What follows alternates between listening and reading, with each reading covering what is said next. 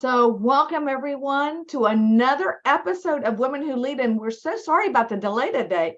It's like real true Zoom technology, right? We've all had little issues this morning, but I'm so excited that you are all here today, ready for a phenomenal leadership panel.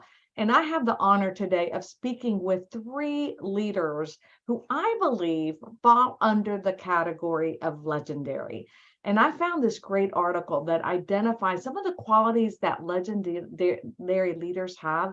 And I think without a doubt, they match these women to a T. So like a rudder on a ship, legendary leaders are able to guide others through murky and unpredictable waters. Their strength, resilience, and positive attitude keeps them focused on helping others achieve their overall mission. And you will see how positive and all of these identifiers match our women today. My name is Teresa Palacios Smith, and I'm Chief Diversity, Equity, and Inclusion Officer for HomeServices of America. And I am the host of this incredible series where I get a chance to meet with powerful women in the industry who share their experiences over un cafecito, which is the Latino version of getting to know each other. So I can't wait for you to get to know these incredible leaders. So let's get started. With me today, I have Ginger Holmes, and Ginger is president and co-owner of Berkshire Hathaway HomeServices Woodmont Realty. She is a third generation realtor, and Ginger followed in the footsteps of her grandfather, who owned a real estate company in Nashville, Tennessee. And then her father, Ray Pruitt, who was one of the founders of Woodmont Realty. In 2011, Ginger and her partner became co-owners of Woodmont Realty, and she was actually responsible for the affiliation with the Berkshire Hathaway Home Services brand. And if you see that little green screen, that's the problem Ginger's having, but she's there with us, and under her leadership, Berkshire Hathaway Home Services Woodmont Realty have achieved many awards, including for 2 years running, they've been recognized by popular vote as the best of Nashville real estate firm.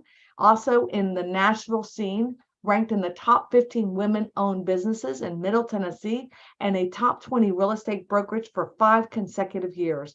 They are also recognized as a top 50 elite Berkshire Hathaway Home Services network. Let me tell you, that's really hard to do. So congratulations, Ginger. I'm excited that you're on the show, and I can't wait to hear from you. I'm really happy about that. June Huber. June is Vice President of Franchise Sales for Berkshire Hathaway Home Services. She has over 15 years of experience in the real estate industry and also in the franchise development side. June is one of a few women, and there are more in it today, but she's been at quite a long time. She's dedicated to developing long-term growth plans for real estate companies across the country. She is a member of the National Association of Hispanic Real Estate Professionals and a second-generation Latina. Her mother is from Chile, and that's something I learned from this. I love when followers comment on our posts, and I love this one by Bill Mims. Thanks for putting this panel together. I can't speak for the others, but for June Huber, she's one in a million, one of the best leaders I've ever worked for years ago, with the true ability to coach, encourage, and draw the best out of people. Gosh, June, that is what a wonderful, wonderful comment on you. Carolyn Rawson.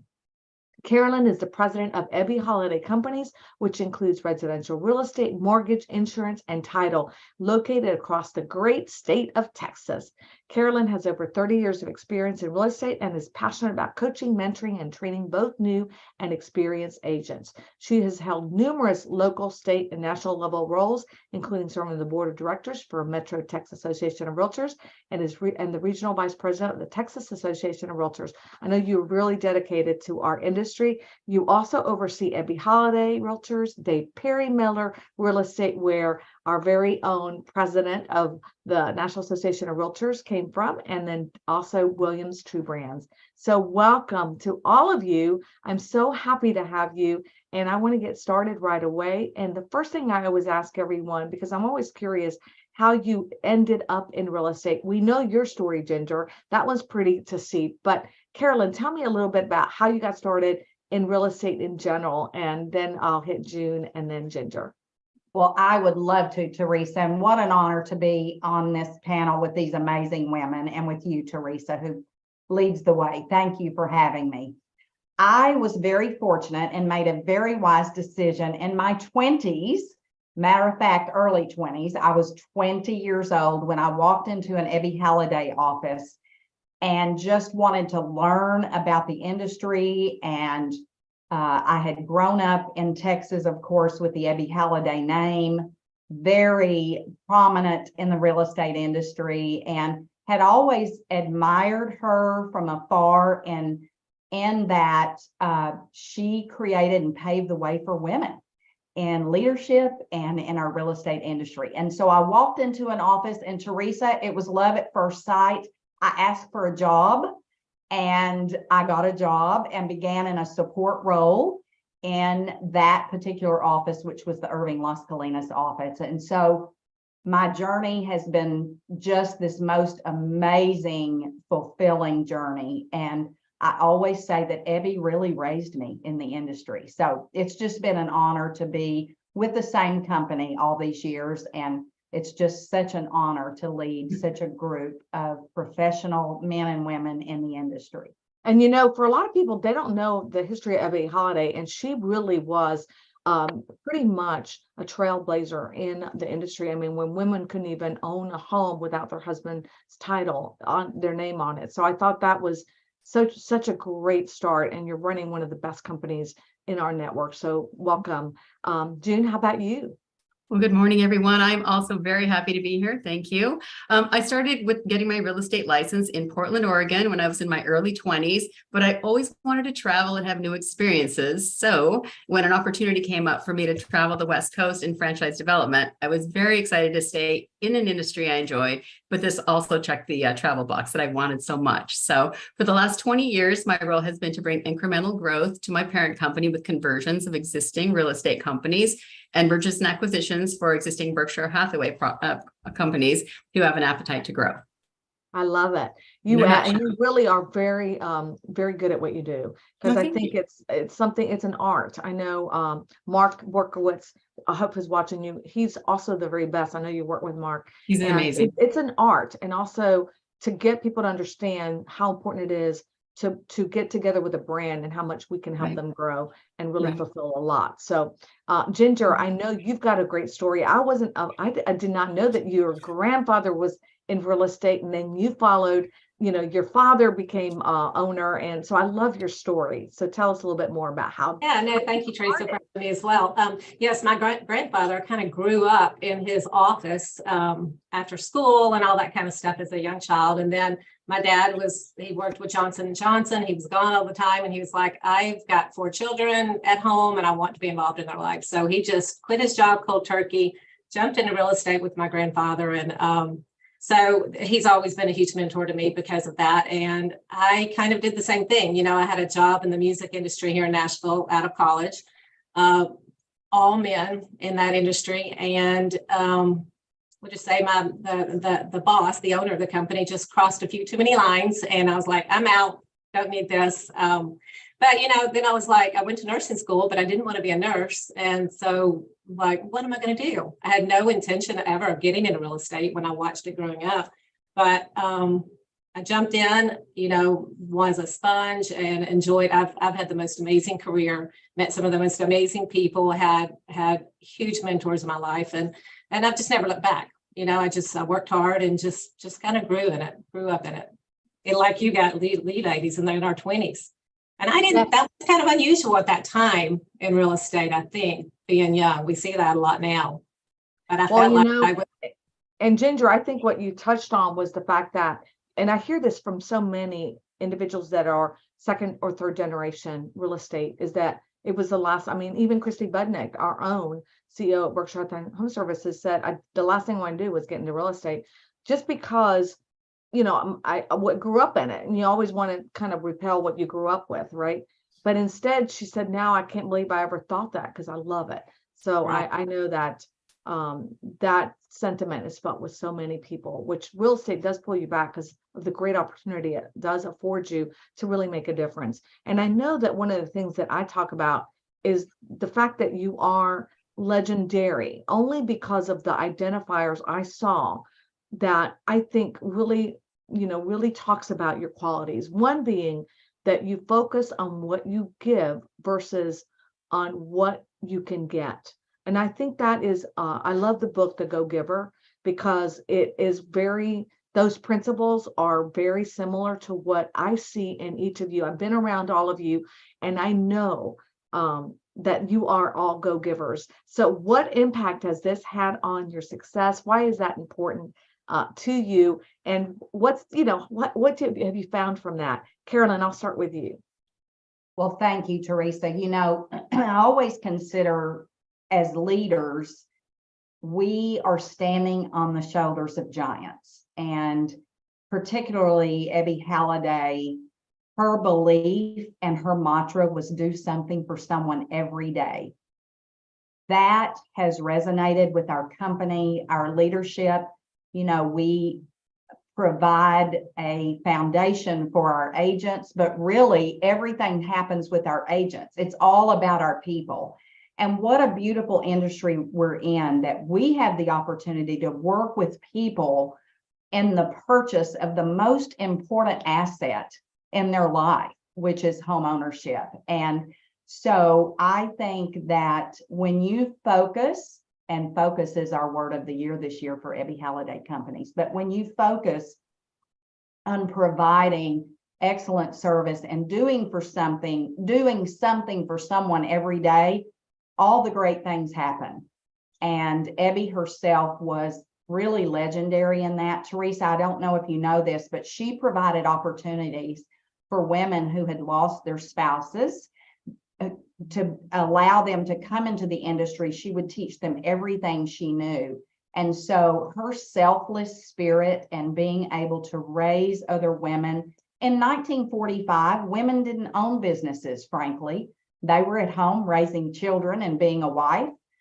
She really identified and laid the foundation for women to be able to provide a living for their family, for themselves, to be able to provide that. And so what an honor for me in my 20s to get to witness and grow up in that environment. I had very loving parents in addition to that, but my philosophy has always been, if you focus on the little things, the big things happen. And so doing for others is a huge piece of who we are as I love that. God, Carolyn, and that just touches my heart to think that you're touching on, the giants, right in the shoulders of giants. And it's so true with her, where you are. It really kind of even made me very sentimental to think of the work she did to help women, and that you're doing today to help them once they lost a spouse, because a lot of women are totally lost. Especially back then, there weren't as many people that were working as we are today. And that's what this career does offer us. Ginger, how about you?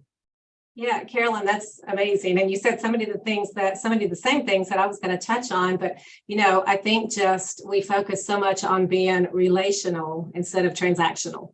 And I really think, that's all what it's all about. We're in a relationship business, and it's really, for me, I grew up always hearing the golden rule, it's the golden rule, treat others the way you want to be treated. It's that, and it really is that simple for me. And if you follow that mindset and you follow that, then, anything can happen. It's your dream out there, and anything can happen. So we are a very relational company. We went through Ninja. Our agents have adopted Ninja. You hear them saying all the time, I'm doing my Ninja today. I have my Ninja on, and their philosophy is all about relationships. So I love what you said, and that's a lot of what I was going to say, but just do your job and do it well and take care of people. I'm a very much an underdog type person. I'm always for the underdog. Got that from my dad. I watched him, and hear that about him all the time, that he was always for the underdog. And I love that. And it just resonates with me. I love the giving part. I think that's the biggest thing. And I've known you for several years, and you've always impressed me for that. June, you and I have known each other a couple of years now. And the one fact I didn't know about the Latina piece, right? I think that definitely plays with being the daughter of an immigrant. Because we do, they're givers, right? Most of our family members. So tell me about your what resonates there with you. Okay. Well, I loved hearing what the lady said, because I agree with that. I love what they said. But for me, knowing that the right thing by helping others achieve their goals and sometimes their dreams is very, very fulfilling for me. Excuse me. It's so easy to be passionate about it. And people that I speak with know that when we're talking about future possibilities. So I'm very lucky to be able to do something I love as a career, and how I can help is always my first thought. And it's served me very well throughout my career. Well, I think that's really important too, because sometimes what I've seen that you've done is that you've said, this isn't the right thing for you. For us to be able to say that is a genuine, true piece of being a leader. I think one of the things too that we're seeing a lot of our agents, I've talked to a lot of agents, and they're scared, a little bit scared. And I think it's because they're unsure of, real estate's evolving. It's always changing, and our employees feel it, our franchise owners feel it. So how and what advice do you give to others to make sure that they stay on top of their game, and also keep yourself and them accountable? Because after all, we have to be accountable as leaders to help, help our agents be a better version of themselves, produce, and also be able to provide for their families. So June, let me start with you, especially on the franchise owner side, because I know that's the biggest piece that you work on. Right. I would say take advantage of being part of what a franchise provides. Is being part of a network that puts its affiliates first is very powerful. And it's important to know that the opportunity to be wildly successful is real if you look to the tools and support that's available to you, and obviously utilize them. So that would be my first piece. Take advantage of it. Oh, I think that's a great advice, because with our brands, even with Carolyn, who's with Ebby Holland, she's part of the HomeServices of America umbrella. And what a great umbrella to be part of, with all of the resources that we have from Gino, Ron, who started the organization, and everything else that follows Prosperity, all the different title companies, our insurance that we have under that umbrella, that we're able to easily provide all of our agents. How about you, Carolyn? Tell me about your thoughts on that. I think it's very simple. I agree with you. I think there's uncertainty in the marketplace. I think consumers are concerned and our agents are concerned. But Teresa, it's really very simple. Do the basic things. Touch people. Talk to them. Call them. Follow up with them. Stay in touch. Have coffee meetings.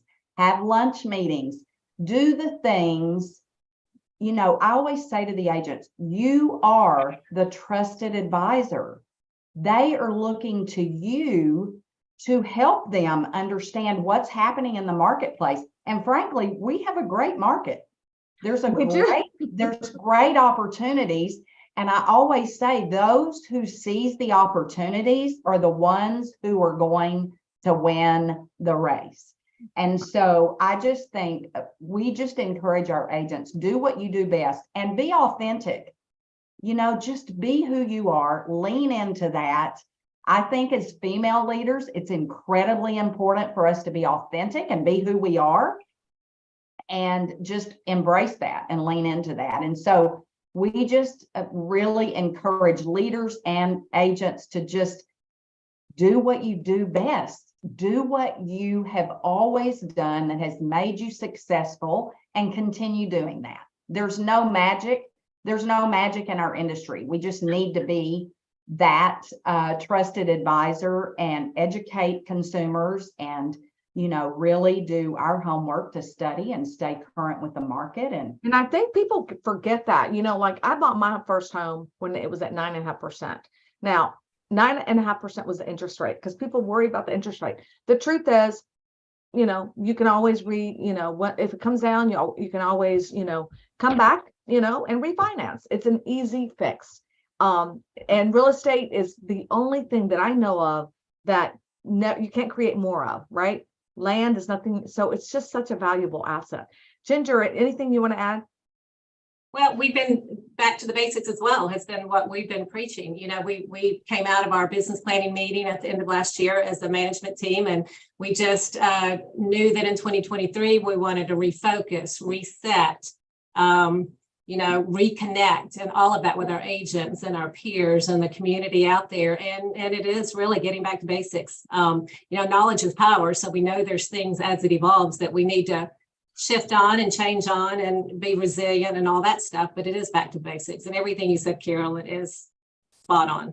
And I think it's so, I love that back to basics. I also think that this is the time, a lot of times we have like, okay, maybe I don't have, the number of opportunities that I've had in the past. This is a great time for you to learn knowledge, to go and learn something maybe that you didn't know. Like maybe you don't know social media. Maybe you don't know this piece of TikTok, which is brand new. All of these new technologies that are a ways of getting in front of a client is a way for you to actually gain more exposure and learn something new. I remember in the 80s, in 2008, I'm sorry, when the market was really horrible. Y'all know that. We've been in the industry for a long time. And I remember having a HUD opportunity. And I thought, what the heck is a HUD, a contract? I don't know how to sell HUD homes. I've never done that in my life. But I said, you know what? I'm going to learn it. And I became the HUD queen in Atlanta. In my area, I became the HUD queen because I thought I just got to learn it. Something new. Yes, it's different. But then I became an expert in my area. And that's what you have to think about, all of you out there, as you look at the different markets. Just go learn something new. You'd be surprised how quickly you can be an expert once you start to get and embrace that.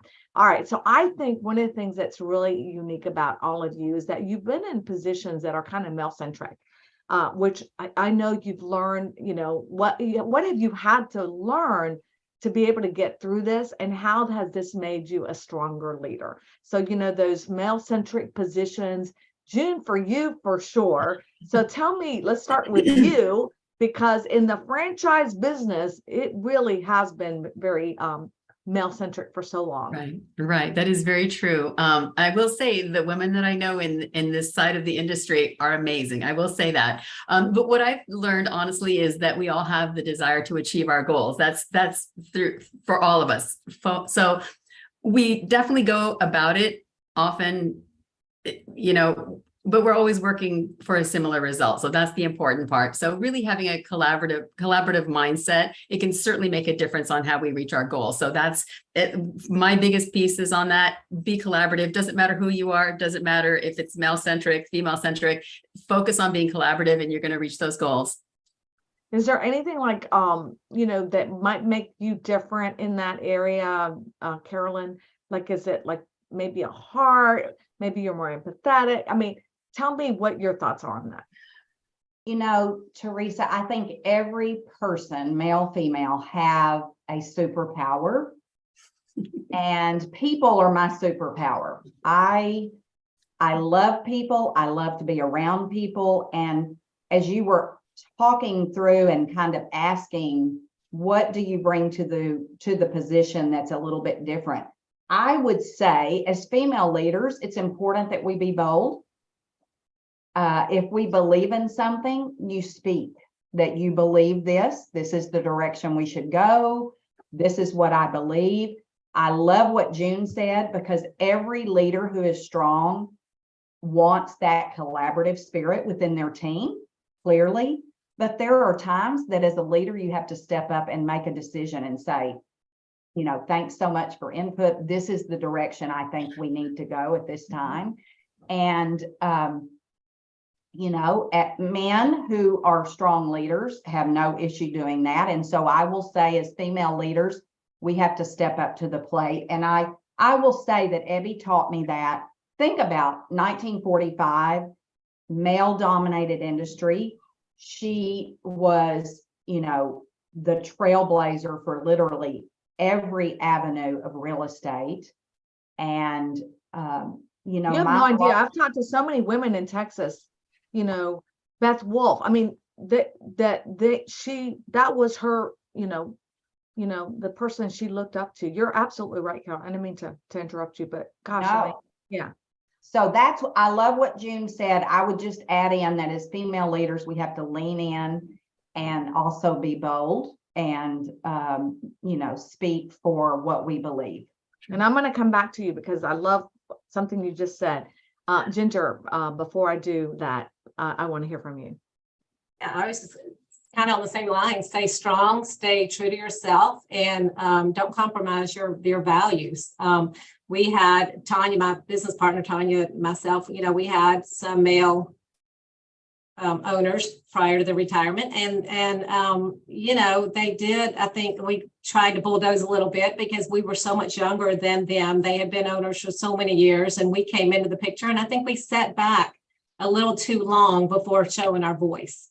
But once we got our voice, major things changed and major things happened, and it became much more collaborative.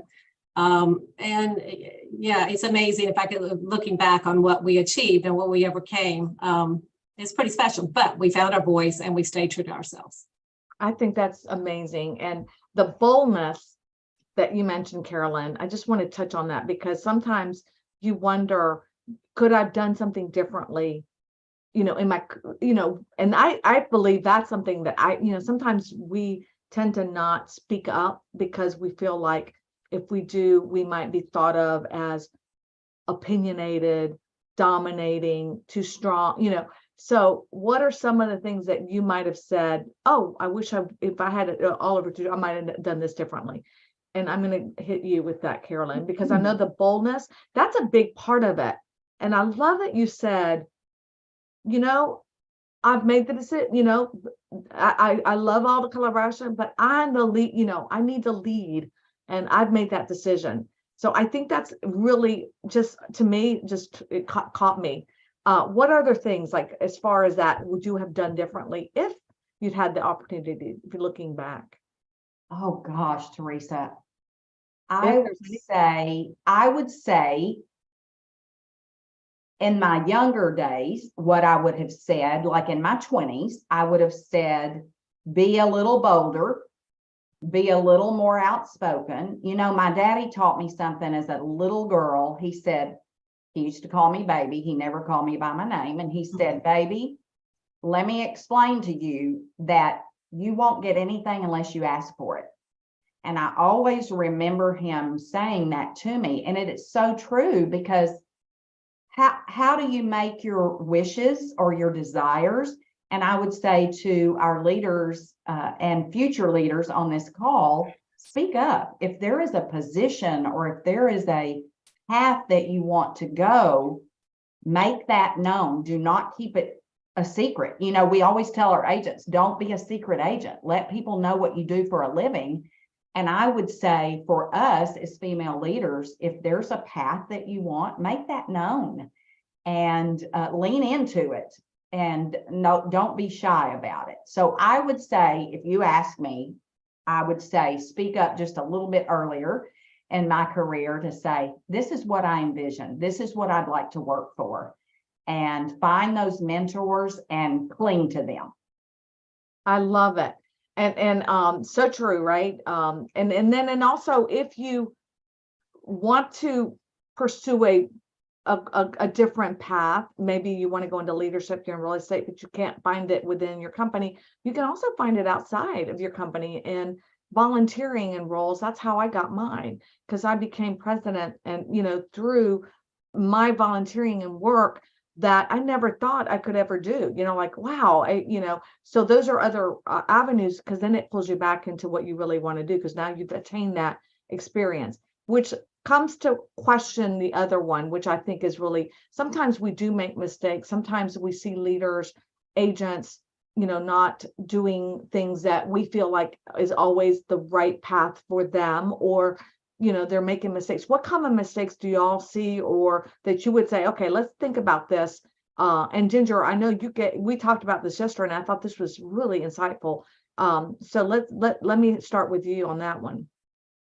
And I'm sorry, tell me the question again. I'm sorry. Yeah, that was about how we all strive to get better at what we do, and how there are some common mistakes that other professionals make, and what advice would you give them? We talked about a little bit about the biggest thing, and I think this is so true, is communication. I think that's one thing that a lot of people lack in every aspect. Yeah, I think you're right. I think, well, what I'm seeing right now, I feel like is what I'm seeing a lot of, and it's as agents are younger and younger, and we're kind of seeing the millennials in different age groups, but I'm seeing a lot of entitlement. And so, what I would say to that is, where you have to work for it. Nothing's the phone is just not gonna ring. You have to get a plan together and you have to execute it, get some systems in place and make the phone ring. Like what you were saying, coffee, everything you need to do that we do in our daily lives. The other thing, communication. Communication has been, we struggled with communication within our own company as far as on our management team and getting things out and everything. And so it's been a really big focus for us in the past couple of years, to rein that in and get better with our communication. Sometimes our management staff, we think they know what we're talking about, like they can read our minds, or our agents can read our minds. But I think communication, and even amongst the agents out there in the field, they hide behind text and email, and just pick up the phone and talk. That's so the frustration of mine, big time. I have to agree with you. I think that's the number one. If I look at sometimes when things don't follow the right path, or it's a lot has to do with communication piece, especially the larger you get, the harder it is to get that communication out. How about you, June? What do you think? I would say this applies to everyone, but for me and my experiences, when I would say to owners is plan for the future. We tend to get caught up in what's happening at the moment and lose sight that it's a marathon, not a sprint. And so my advice would be know your goals, short-term and long-term, stick with your plan, but adjust accordingly when needed. I think that's great. Great advice. Carolyn. Communication, that is just really important across all levels of any kind of business person. And to Ginger's point, I always say to agents, people will say things to you on email and text that they would never say to your face. And I agree that we are in an industry where it's important to connect with people. And the way to do that is by a true voice, not written word, but a true voice. And so I always say, if you are emotional about a topic, it's probably wise to not send an email or a text. Think about it, think about your words, and then pick up the phone and call and say, could we talk about this? That's so true, right? Because that happens a lot when and then the text can be interpreted in so many different ways, right, depending how your mindset is. Oh, did you see this text? Right? And so it causes even more emotional. And that is the true thing. And Ginger, you kind of talked about how the younger agents, that's really how they operate, is through that texting, and actually don't even know how to make a phone call. That's an area that I think we see a lot. They don't know how to communicate with others via a phone call. So I think, that's really very insightful. Thank you all. Now, I know that you all have role models. Carolyn, I know you kind of talked a little bit about Ebby, but each one of us has somebody that really has made an impression in our lives that is really important for us to also share with other audiences. Who is it that really, and why is that important to have somebody that can help you through the process, and how do you find somebody like that? June, let me start with you. Oh, wow. I am fortunate to have had many amazing mentors and people I respect in life and business who've all contributed in different ways. But top of mind for me, is Gino Bulfari. He's been such a great industry influence for so many years, but now I have the opportunity to see and hear him in person on a regular basis. So it's even more powerful, which is just so great. He's an amazing leader and a student of life. And when he speaks, I listen. And of course, my mom, I have to add my mom, who is my biggest supporter. Without her, I wouldn't be who I am. At an early age, she always told me you can accomplish anything you set your mind to.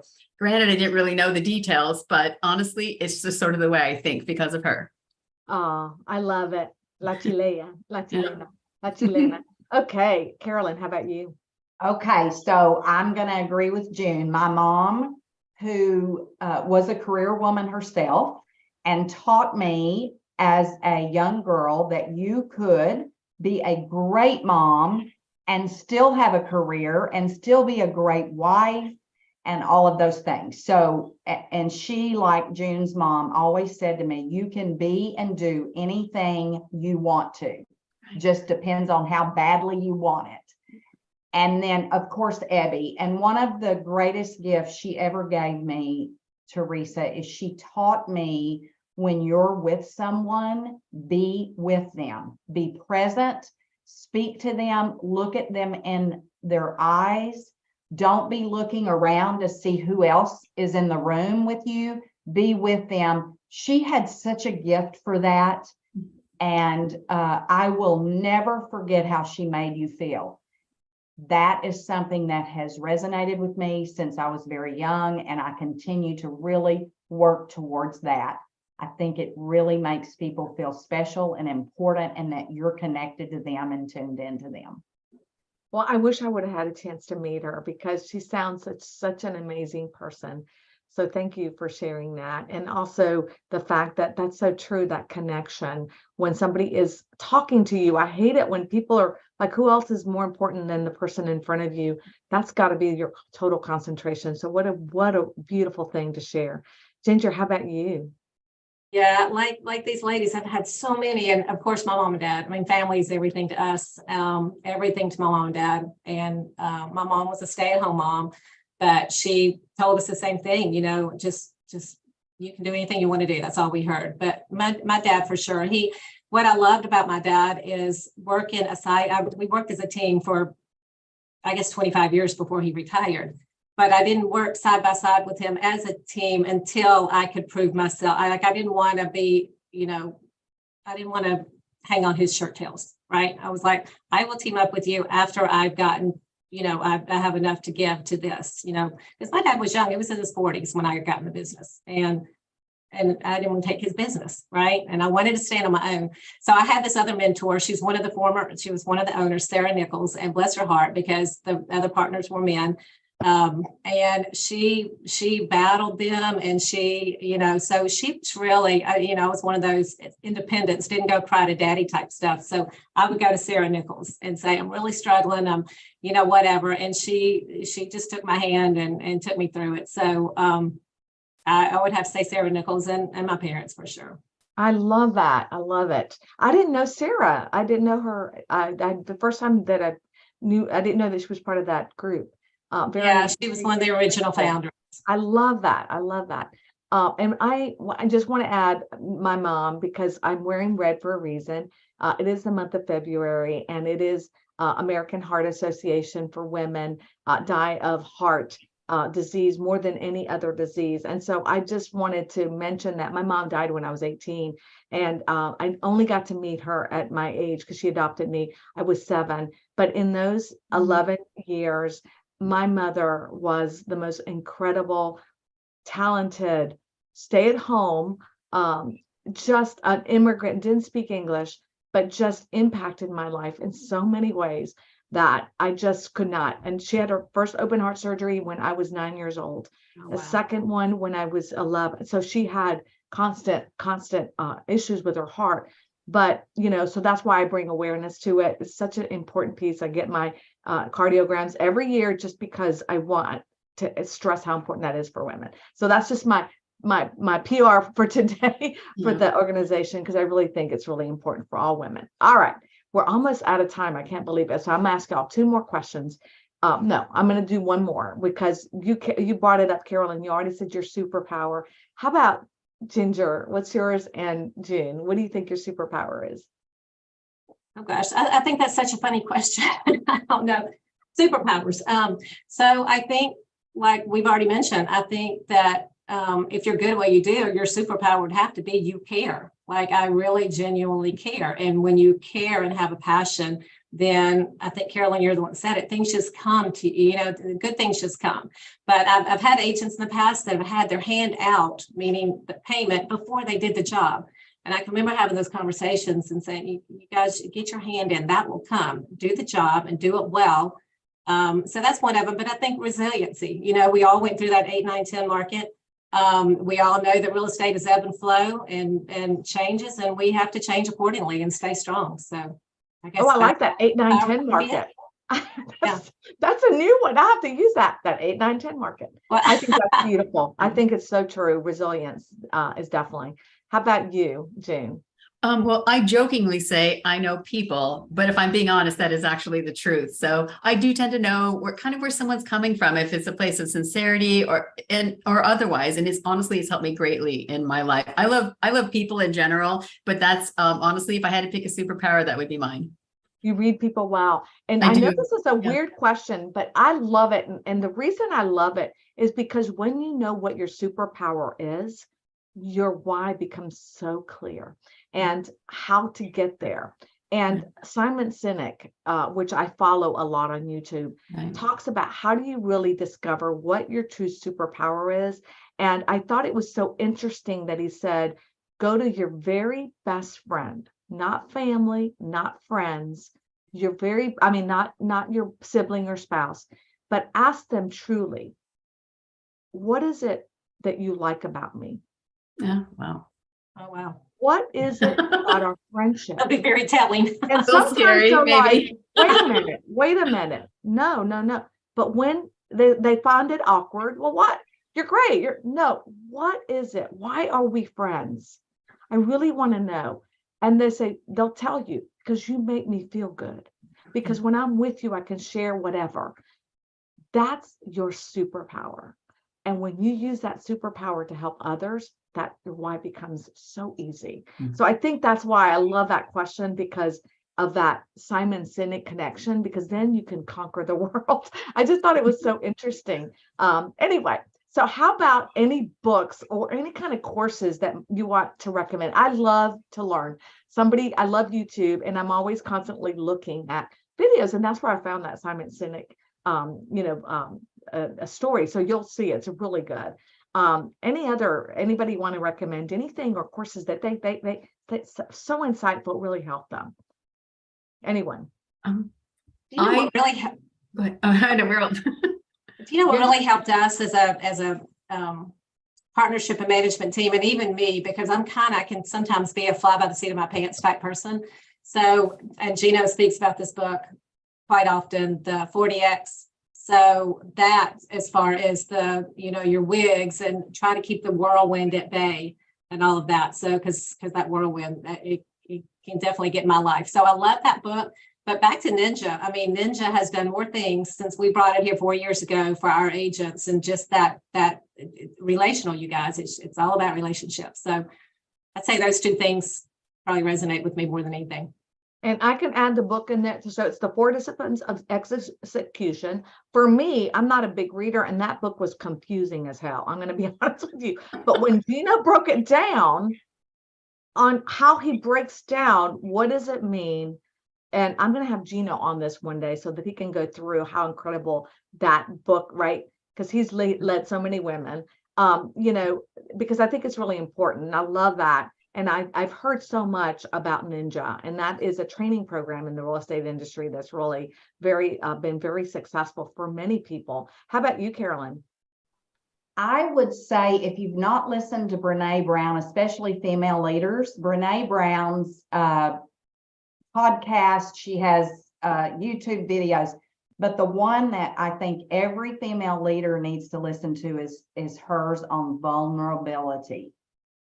I think that is a huge, just an aha moment for many, many of us as female leaders. So love to listen to her. I am a huge believer in gratitude, Teresa. And so I work each morning to have gratitude and some sort of affirmations each day. So that's something that's very, very important to me. I have a gratitude journal that I keep. I think I like to listen to audiobooks. I'm on the run a little too much to sit down with a book, but I love audiobooks, and Atomic Habits is amazing. There are so many great books out there. I love it. And I know you, June, and you taught me about one that I want you to mention now, which and reading. So Oh, good. Oh, good. yeah. I'm with you, Ginger. 4 Disciplines of Execution, 40X, a great one. And kind of piggyback on that, the 12-week year. It basically just provides a framework that it really enables you to focus on your most important objectives and strategies, but it also leaves you some room for iteration, which is great. So it's basically a guide to be more organized, results-driven, and accomplished in a 12-week cycle. So basically replacing annualized thinking, which is, for me, I love it because it keeps everything tight for like 12 weeks, 12-week year. Love it. One of my Yeah, favorites. like let's do it in quarters so that Mhm. then by the end of the year, you've accomplished what you got, what you set Every out. week is a month. Yeah, Every I week. think Yeah, that's it's pretty cool. really, I Yeah, love that, it right? keeps you very, very focused. That's great. All right. Well, I can't believe it. We're out of time, and I just so enjoyed being with all of you. One thing I always like to end our program with is a quote that resonates with you, because I think it's a great way to end, something that you want to share with us, and something that, or an affirmation that you want to share with us. And I'll start with you, Ginger. Yeah, I like anything with attitude. I'm not sure if I have my favorite quote in there, but anything having to do with attitude, and we've got attitude banners hanging around the office. I just think everybody needs to check their attitude every once in a while. But anything having to do with attitude. Positive attitude. Positive attitude. And I Yeah. mean, you even hear of miracle cures that people had there was a study that once showed that when children went to parents, when children had cancer with their parents, the way the parents responded to the cancer of that child identified how well that child would do with that treatment. If that parent was positive about, oh, we can do this, we can conquer it, not a big deal, it was like that child would flourish and overcome that. Whereas if the parent was, oh my God, this is the worst thing ever, it was a different, for the child, that impression on that child, to be able to overcome any kind of obstacle. So I love that. Positivity is definitely something you have to have, that attitude. June, how about you? Teresa, I'm a quote fan, but in light of our topic today, one of my favorites is, we're stronger when we listen and smarter when we share. I love that. I love that one. It's true. Carolyn, it's so true. Well, a personal quote that I always say, and anyone who knows me knows that my favorite word in the English language is joy.